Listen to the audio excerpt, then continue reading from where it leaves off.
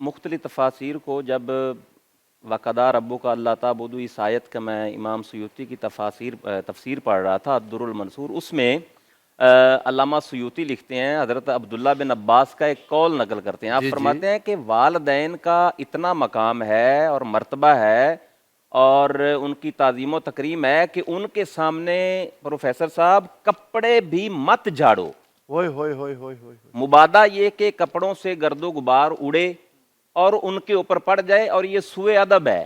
ہاں پھر حضرت مجاہد علیہ الرحمہ جو ہیں بڑے مفسر ہیں، وہ جی کہتے ہیں کہ حضور دو عالم صلی اللہ علیہ وسلم نے ان ہستیوں کا اتنا مقام اور قرآن نے اتنا ان کا درجہ جو ہے وہ بیان کر دیا۔ حضرت مجاہد کہتے ہیں کہ اگر والدین آپ کے بڑھاپے میں چلے جائیں اور آپ کو یہ کرنا پڑ جائے کہ آپ کو ان کا پیشاب جو ہے وہ دھونا پڑ جائے، تب بھی تم جو ہے نا وہ اس کو یہ نہ لینا کہ ہائے ہمیں جو ہے نا یہ تو ہم مصیبت میں پڑ گئے ہیں۔ یہ تو دیکھیں نا جی، یہ تو بدلہ ہے، احسان تو ابھی جی بھی نہیں ہوا، بالکل، وہ یہ کام کر چکے ہیں ہمارے ساتھ، کر اب چکے جب ہیں، کرے گا تو یہ تو بدلہ ہے، یہ احسان تو نہیں ہے، بالکل حکم تو احسان کا ہے، اس سے بھی آگے کچھ کرنا پڑے تب بھی تنگ نہ ہو۔ بالکل تنگ نہیں ہونا چاہیے۔ اور پھر والدین کا میں کہتا ہوں کہ آج کل جو ہے نا وہ اگر لوگ وہی تکریم و تعظیم جو قرآن و سنت نے بیان کی ہے وہ دیتے تو میرا خیال اولڈ ایج جو ہومز ہیں ان کا وجود نہ آتا۔ ڈاکٹر صاحب میں اور حیران ہوں، پھر دیکھیں نا حضور علیہ السلام سے پوچھا یا رسول اللہ احب العمل الی اللہ، جی جی آقا نے فرمایا الصلاۃ علی وقتہا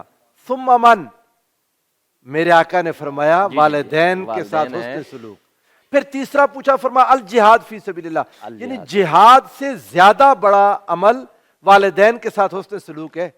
اور پھر میں یہاں آپ کے وساطت سے یہ بھی بات بتانا چاہوں گا کہ والدین کے ساتھ جو ان کی نافرمانی ہے اور ان کے حقوق نہ ادا کرنے، یہ ایسا قبیح اور شنیع عمل ہے کہ اللہ ہر عمل کی جو انسان عمل بد کرتا ہے وہ چاہے تو اللہ قیامت کو تک اس کی سزا دے دے، قبر میں کسی کو دے دے، لیکن والدین کے ساتھ اگر آپ کوئی زیادتی کرتے ہیں، کوئی بد سلوکی کرتے ہیں، اللہ فرماتا ہے کہ اس کی سزا تمہیں دنیا میں ہی ملے گی۔ میں وہ حدیث کے الفاظ پڑھنے لگا ہوں، حضور علیہ الصلوۃ والسلام نے فرمایا کل ذنوب یؤخرہ اللہ تعالی ما شاء الی یوم القیامت الا الی یوم القیامت الا عقوق الوالدین، کہ والدین کے ساتھ اگر آپ نے ان کی نافرمانی کر لی ہے، ان کے ساتھ بد سلوکی کر لی ہے، یا ان کو آپ نے وہ تعظیم و تکریم اگر نہیں بھی دیتے ہیں نا تو والدین کا دل دکھتا ہے۔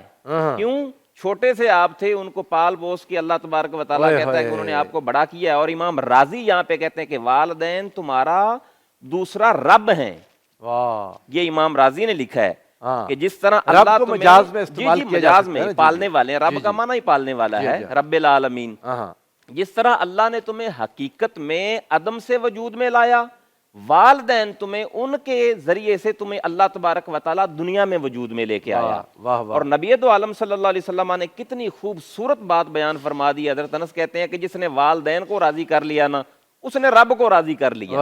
اب یہاں پہ کوئی نمازیں نہیں ہیں، کوئی روزے نہیں ہیں، کوئی اور نیک اعمال کی بات نہیں ہو رہی پروفیسر صاحب، یہ والدین کا اپنی اولاد کے ساتھ وہ رشتہ ہے کہ جب بندہ اتنے اخلاص کے ساتھ ان کی تکریم کرتا ہے، ان کو آپ پیار دیتے ہیں، ان کی خدمت کرتے ہیں، اور پھر رسول اللہ پاک نے فرمایا ہے، میں آپ کی اس بات سے میرے ذہن میں آ رہا ہے، گویا والدین کو راضی کرے گا تو رب راضی ہو جائے گا، گویا عبادات کی توفیق بھی اسی کو ملے گی جو ماں باپ کو راضی کرتا ہے۔ بالکل، عبادتیں اگر قلیل ہو گئیں تو اللہ ادھر سے اس کا کوٹا پورا کر دے گا، اسے توفیق بڑھا دے گا، توفیق بھی بڑھا دے گا۔ اور حضور علیہ الصلوۃ والسلام نے فرمایا، امام بخاری نے اس حدیث کو نقل کیا الادب المفرد میں، فرمایا رضا الرب فی رضا الوالد وسخط الرب فی سخط الوالد، کہ رب کی رضا جو ہے نا وہ اللہ نے ایک والد کی رضا میں رکھ دی ہے، سبحان اللہ، اور رب نے اپنی ناراضگی جو ہے باپ کی ناراضگی میں یہ حدیث پاک رکھ دی ہے۔ امام طبرانی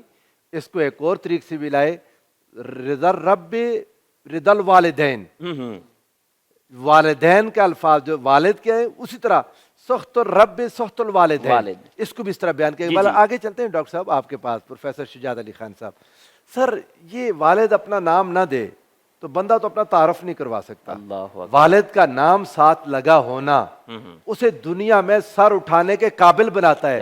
پوچھے جا کے اس سے جس کے ساتھ اس کو اس کا والد معلوم نہیں، پھر اتنی ناقدری، پھر ناقدری کی تک بنتی ہے، اس میں کیا نفسیات ہے جی؟ بسم اللہ الرحمن الرحیم۔ پہلے تو آپ کو مبارک کہ آپ اس پروگرام کو کنڈکٹ کر رہے ہیں، اور آج کے بلا غازی صاحب کی یاد بڑی شدت سے آ رہی ہے۔ واقعی صحیح کہہ رہے ہیں آپ۔ بلیو می ناصر صاحب کہ ہر چیز موجود ہے، سیٹ موجود ہے، اتنے اچھا پینل موجود ہے، لیکن ان کی وہ چہرے کی شگفتگی، ان کا وہ انداز تکلم، وہ ہر بات کے اوپر اپریشیٹ کر کے ایک ڈائمنشن دینا، کیا بات ہے! یعنی کہ اس فیلڈ میں ہمارے والدین میں اگر کوئی آتا ہے تو وہ قبلہ غازی صاحب آتے ذکر ہیں، والدین میڈیا کے پر والدین میں ہمارے غازی صاحب ہیں۔ اپنے ماں باپ کو یاد کر کے پھر جب وہ ذکر ہوتا ہے نا والدین کا، پھر جس طرح غازی صاحب بچوں کی طرح روتے ہیں، بچوں کی طرح اللہ نے روتے ان کو ہیں، بہت ساری نعمتوں سے اور خیروں سے نوازا ہوا سبحان ہے، اور اللہ۔ مالک ان کی حفاظت فرمائے۔ آمین اثاثہ آمین ہے، آمین۔ امت مسلمہ کا اثاثہ ہے، یہ بات وہ سمجھنے اللہ والی۔ پاک ان کا سایہ ہمارے سروں پر تا دیر قائم ہوتا ہے۔ آج کا جو موضوع ہے وہ ہے والدین کا وجود، نعمت خداوندی۔ سبحان اللہ۔ اب وجود جو ہے، ایک ہوتا فزیکل وجود ہے، وہ بھی نعمت ہے، ایک ان کا وہ تصرف ہے جو انہوں نے اس وجود کے اندر موجود عقل کو بڑھانے میں اپنا کردار ادا کیا، اور عقلی وجود۔ ہاں، تیسرا ہے وہ جو جذبات، احساسات، اخلاقیات کو جو انہوں نے گرو کیا۔ ہم مانند ایک جانور کے تھے، وہ جو ہمیں اخلاقی تربیت کے طرف، وہ بھی ان کا ایک وجود ہے، اور ایک ان کا روحانی وجود ہے۔ یہ چاروں وجود اگر دیکھیں اور ان کو یکجا کریں تو وہ بنتے ہیں والدین۔ سبحان اللہ۔ آج ہم جو چار بیٹھے گفتگو کر رہے ہیں، ذرا غور تو کیجئے، ہم ایکسٹینشن ہیں ان والدین کی واہ، جو موجود ہیں فزیکلی یا موجود نہیں ہیں۔ ابھی ہمارا کچھ نہیں ہے، we are the representatives of those parents. واہ، سبحان اب اللہ۔ ان کی یہ جو گفتگو ہو رہی ہے، یہ ان کی دی ہوئی عقل ہے، یہ جو سلیقہ ہے یہ دیا ہوا ان کا ہے۔ اس وجود کا اصل مالک اور خالق میرا رب ہے، لیکن اس وجود کو اس دنیا میں لانے والے والدین ہیں۔ سبحان اللہ۔ اگر رب کی عبادت کی بات کی جاتی ہے اور ساتھ ہی والدین کے ساتھ حسن سلوک، تو یہ بڑا خوبصورت ایک سائیکولوجیکل ایک ایسپیکٹ ہے کہ عبادت کے قابل وہ ہے ہی، وہ سزا، عبادت اسی کو سزاوار ہے، لیکن وجہ عبادت کون ہے؟ وہ والدین ہیں۔ واہ، سبحان اللہ۔ وجہ عبادت، اگر اس رات کے اس پہر میں، اس خوبصورت لمحات کے اندر ہم اللہ کی تسبیح کر رہے ہیں، اس کی مخلوق کی رہنمائی کی کوشش کر رہے ہیں، تو یہ وجود کر رہا ہے نا، تو یہ وجود کس کا مرہون منت ہے؟ یہ والدین کا ہے۔ تو credit goes to the parents. اب اس اللہ کی عبادت جو ہے، اس اللہ کی عبادت کا ایک شکل یہ بھی تو ہے نا، وہ جو حسن سلوک ہے، جو ان کے ساتھ جو آپ نے بیہیو کرنا ہے، وہ انڈائریکٹلی آپ اپنی اللہ کی دی ہوئی نعمتوں کا شکرانہ ادا کر رہے ہیں۔ میں تو یہاں تک دیکھیں، امام جعفر صادق علیہ السلام کا ایک قول مبارک ہے، میں کئی بار پڑھتا ہوں تو روتا ہوں، میں بے انتہا ہوتا ہوں۔ وہ کہتے ہیں ہم اہل بیت کی محبت ماؤں کے پاکیزہ دودھ کے سبب سے ہے، جو وہ باوضو ہو کر اللہ کو یاد کر کے، اللہ کا نام لے کے ہمیں ماؤں نے دودھ پلایا، ہم ان کا کتنا شکر ادا کر سکتے ہیں؟ کیسے کر سکتے ہیں؟ پاسبل نہیں ہے نا سر۔ اس لیے پاسبل نہیں ہے کہ یا تو دیکھیں نا کہ میرے اس جسم کے اندر یا ہمارے جسم کے اندر جو زندگی ہے وہ خون ہے نا، یہ خون کس کا ہے؟ یہ تو خون ان کا ہے۔ سبحان اللہ۔ یہ جو صفات ہے جو جینز کے ذریعے منتقل ہوئی ہیں، ٹرانسفر ہوئی ہیں، یہ تو ان کی ہیں۔ ہمارا ہے کیا؟ ہمارا تو کچھ نہیں ہے، ہمارا پتہ چلے گا ہماری اولاد سے، جس کی رگوں میں یہ خون ٹرانسفر ہوگا، جن میں یہ صفات ٹرانسفر ہوئیں گی، تو وہ جو ہوں گے وہ ہماری ایکسٹینشن ہوئیں گے۔ یہاں جو بات کی گئی ہے کہ رب ارحمہما کما ربیانی صغیرا، پروفیسر صاحب یہ بات ذہن میں رکھیے گا کہ رب، یہ بڑا سائیکولوجیکل ایک بڑا زبردست نقطہ یہاں مجھے سمجھا رہا ہے کہ جس طرح انہوں نے مجھے جب میں صغیر تھا، اب صغیر سے مراد کیا ہے؟ تب میرے پاس نہ تو عقلی شعور تھا، نہ میرے احساسات کی صحیح ترجمانی کرنے کا میرے پاس ڈھنگ تھا، نہ میرے روح کی پرواز تھی، اور نہ اس جسم کے اوپر میرا کنٹرول تھا۔ پتہ ہی کچھ نہیں تھا۔ اس صغیر کی کیفیت میں میرا وجود کسی کے لیے نفع بخش نہیں تھا، میں گفتار کے قابل نہ تھا, سر کسی میں کے لیے سوچ کیا؟ کے قابل نہ تھا, خود اپنے لیے کچھ نہیں کر میں سکتا کسی تھا. قابل نہیں تھا. تو اس وقت اس بے وقت اور بے مایہ شے کو جو عزت و توقیر اے باری تعالیٰ تو نے ان ذاتوں کے ذریعے مجھے بخشی, وائے ہائے ہائے, اے کریم واہ واہ. رب, اب ان پر رحم کرنے کا, ان پر کرم کرنے کا, احسان کرنے کا روئے زمین پر کوئی اور راستہ نہیں ہے سوائے تیرے کرم اور تیرے کرم اور احسان کے. یقین جانے گولڈ میڈل آپ کے لیے, یہ جتنے خوبصورت انداز میں بیان کیا آپ نے. دیکھیں ہر چیز کا بچہ, بکری کا لے لیں, بلی کا لے لیں, مرغی کا لے لیں, تھوڑی دیر میں چل پڑتا ہے. یہ انسان جو اپنے آپ کو کچھ سمجھتا ہے, جو اللہ کے سامنے مثالیں پیش کرنے لگتا ہے, سالہ سال تو یہ کسی قابل ہی نہیں تھا. انہوں نے ایک دن نہیں, ایک سال نہیں, کئی سال تک اس کی ضروریات کو پورا کیا.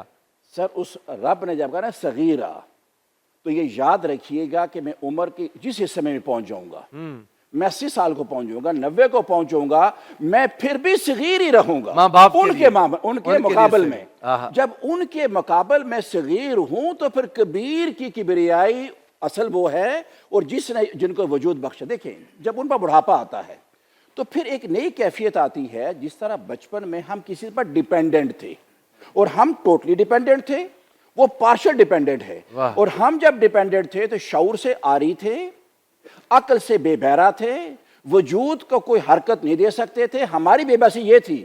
وہ جب عمر کے اس حصے میں پہنچتے ہیں, عقل, فہم, فراست کا وہ مرکہ ہوتے ہیں. سبحان اللہ, اس سبحان اللہ. مرکہ کے ساتھ آپ نے کس طرح بیہیو کرنا ہے, یہ سمجھنے والی بات سبحان ہے. اللہ, بہت خوبصورت بات ان ہے کے جی, ساتھ بہت کیسے بھی ہے, خوبصورت وہ بات ہے. عقل کی انتہا ہے ابھی کہ وہ پروفیسر عقل کے, سمجھ کے, شعور کے جو مرکہ ہے, مرکب ہیں, ان کے ساتھ کیسے بیہیو کرنا ہے, یہ it's not easy to understand. بالکل, اسی لیے تو اللہ نے بار بار زور دیا نا